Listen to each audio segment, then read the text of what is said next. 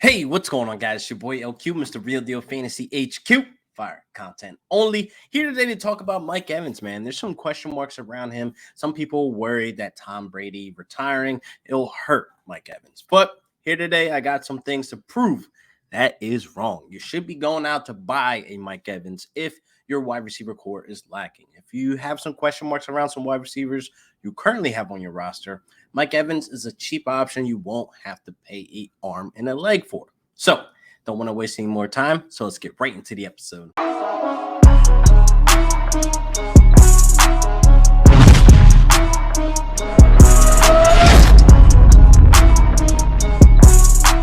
Def taxes Mike Evans 1,000 yards. Now, Mike Evans has gone 8 seasons in a row with 1,000 yards, 8 seasons in a row with 100 plus targets. Now, it doesn't matter who's throwing him the ball because some great quarterbacks and some mid-tier and low-tier quarterbacks have contributed to his greatness of 8 seasons in a row with these stats. Now, we got Tom Brady, of course, Jameis Winston, Ryan Fitzpatrick, Mike Glennon, Josh McCown.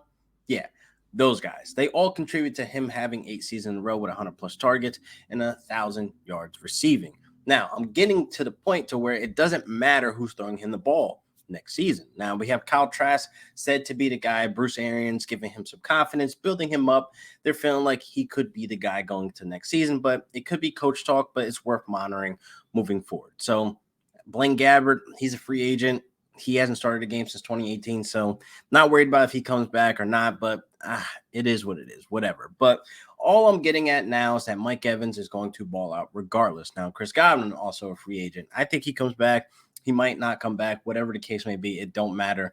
Him and Mike Evans are able to coexist. They're able to put up fantasy points. They're able to be heavily used in the red zone. Mike Evans has a healthy track record of being highly used in the red zone. We all love touchdowns, people. 2 seasons, the last 2 seasons, he has 27 touchdowns, people. That is on the table moving forward with 100 plus targets, 1,000 yards, and the heavy, strong presence in the red zone. That is Mike Evans. Now, if you're having questions with guys that you got on your roster, like a Adam Thielen, a Tyler Lockett, Robert Woods, etc., if you're in that realm of tier of guys where you're having question marks around them and you have an overall balanced team, I don't see why you don't go out and get a Mike Evans for the low. He's definitely not worth an arm and a leg, so you have to be cautious with your league mates. You guys know what your league mates are. They could be scummy and a little stingy, but you know what to put out there just to see if they'll bite. But I definitely feel as though, you won't have to spend too much to get a Mike Evans if you're hurting at that wide receiver position, or not hurting, but if you have some question marks in your contending team and you want to continue on making playoffs and possibly bring home the gold, Mike Evans is a great addition. I definitely feel as though you get him in there. He has the red zone presence. He has 1,000 yards. He has the targets, the volumes there. Hey, what more can you ask for Mike Evans? Now, last season, he averaged 16.4 fantasy points per game. And hey, I love those points. I love that he's able to stay consistent. With or without Tom Brady, he's still averaging 15 points per game. He's still averaging 17 points per game in fantasy. And that's with and after, possibly with Tom Brady gone. I definitely feel as though Kyle Trask, he has some mechanics that he obviously needs to work on, but he hasn't had game speed. But he learned. He was able to watch Tom Brady in practice every single day, watch him in game, watch tape with him, et cetera, et cetera. It's hard to think if you're around somebody like Tom Brady that you don't take something from him. You don't learn something from that.